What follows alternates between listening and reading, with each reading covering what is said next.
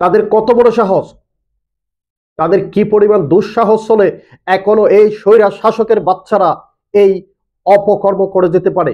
প্রিয় দর্শক, আসসালামু আলাইকুম ওয়া রাহমাতুল্লাহি ওয়া বারাকাতুহু। ইস্যু টিভির নতুন আরো একটি টপিকে আপনাদেরকে আমন্ত্রণ। দর্শক, আজকের টপিকটি অত্যন্ত বেদনাদায়ক, অত্যন্ত কষ্টের। আমি নিজেও অশ্রুসিক্ত হয়েছি। আজকের টপিকে আমি যে বিষয়টি নিয়ে আলোচনা করতে যাচ্ছি তা হচ্ছে যে কাপি ভাইয়ের বাড়িটি কে বা কারা যেন পুড়িয়ে দিয়েছে। তো এই বিষয়ে আমি সংক্ষিপ্ত আকারে আলোচনা করব, তাই সাথেই থাকুন।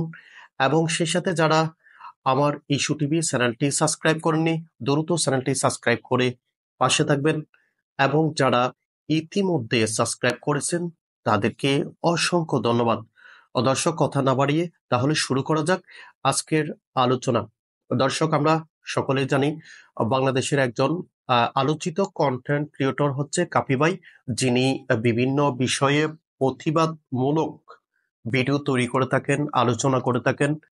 কিন্তু গত কয়দিন আগে যে ধানমন্ডির সেই স্বৈরা শাসকের যে বাড়ি ৩২ নম্বর বাড়িটিতে কাফি ভাই ছিলেন এবং সে ওখানে প্রতিবাদমূলক ভূমিকা রেখেছেন।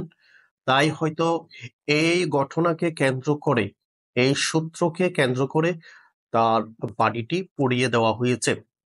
তো কাপি ভাই তার ভিডিও বার্তার মধ্যে জানিয়েছেন যে তার বাড়িটি পুড়িয়ে দেওয়া হয়েছে এবং বাড়ির ভিতরে তার পরিবারের অনেকে ছিলেন, তাদেরকে বেড়া খেটে বের করা হয়েছে, না হলে হয়তো তারও মারা যেতেন।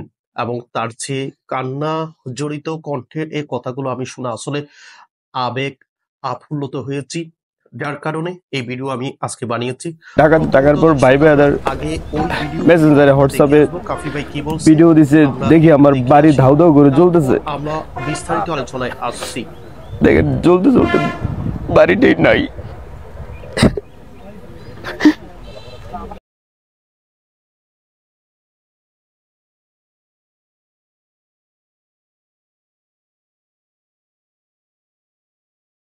প্রিয় দর্শক, আপনারা দেখলেন আসলে তার বাড়ির দিকে কিভাবে পোড়ানো হয়েছে। নিশ্চয় এই কাজ স্বৈরা শাসকের দোসররাই এই কাজ করেছে। কারণ কেননা কাফি ভাই যেহেতু ৩২ নম্বর বাড়িতে ছিলেন, তাদের সাথে ছাত্রদের সাথে যেহেতু ৩২ নম্বর বাড়িতে ছিলেন, সেখানে সে প্রতিবাদ করেছেন এবং সেই সাথে এই স্বৈরা শাসককে একেবারে সমূলে উৎখাতের যে ভূমিকা পালন ছাত্ররা করে যাচ্ছে সেখানে সে অংশীদার ছিলেন বিদায় হয়তো এই স্বৈরা শাসকের দোসররা এই কাপি ভাইয়ের বাড়িটি পুড়িয়ে দিয়েছে।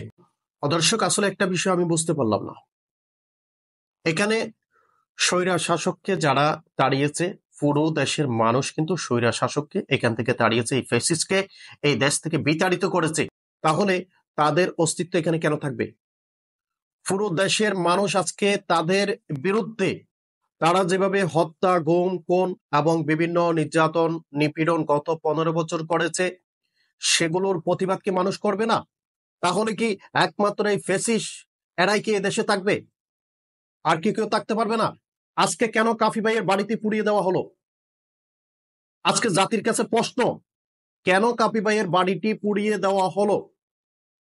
অতএব আমি কাফি ভাই যে কথা বলেছে আমি তার কথায় অকমত পোষণ করেছি এবং সেই সাথে আমি বিশেষভাবে অনুরোধ করছি বর্তমান সরকার মহোদয় যারা রয়েছেন তারা যেন এই কাপি ভাইয়ের পূর্ণাঙ্গ বাড়িটি আবার গড়ে দেন এবং সেই সাথে যারা এই বাড়ি পোড়ানোর সাথে জড়িত তাদেরকে অতি দ্রুত আইনের আওতায় এনে দৃষ্টান্তমূলক শাস্তি দেওয়া হোক।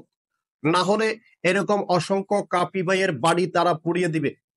তাদের কত বড় সাহস, তাদের কি পরিমাণ দুঃসাহস হলে এখনো এই স্বৈরা শাসকের বাচ্চারা এই অপকর্ম করে যেতে পারে, মানুষের ক্ষতি করতে পারে, মানুষকে নির্যাতন নিপীড়ন করতে পারে। নিশ্চয় আইন শৃঙ্খলার প্রতি আমার গভীর শ্রদ্ধা রয়েছে। আইন শৃঙ্খলা বাহিনীকে আমি বলতে চাই, অতি দ্রুত এই সমস্ত কোলাঙ্গারদের আইনের আওতায় আনুন এবং সত্য ঘটনা উদ্ঘাটন করার চেষ্টা করুন। না হলে কাফি ভাই যে কথা বলেছে অবশ্যই আমি তার কথাই সমর্থন করি। আমি নিজেও তার সাথে এই কোলাঙ্গারদের বিরুদ্ধে আন্দোলনে নেমে যাব ইনশাআল্লাহ। তাই দর্শক, আমার আজকের ভিডিওর মূল স্কিম ছিল এটা। অবশ্যই ভিডিওটি বেশি বেশি শেয়ার করবেন এবং সেই সাথে এই অন্যায়কারীদের যেখানে পাবেন জোতা পিটা করে আইন শৃঙ্খলা বাহিনীর হাতে সোপর্দ করুন। তাই আজকের আলোচনা আমি এখানে শেষ করব।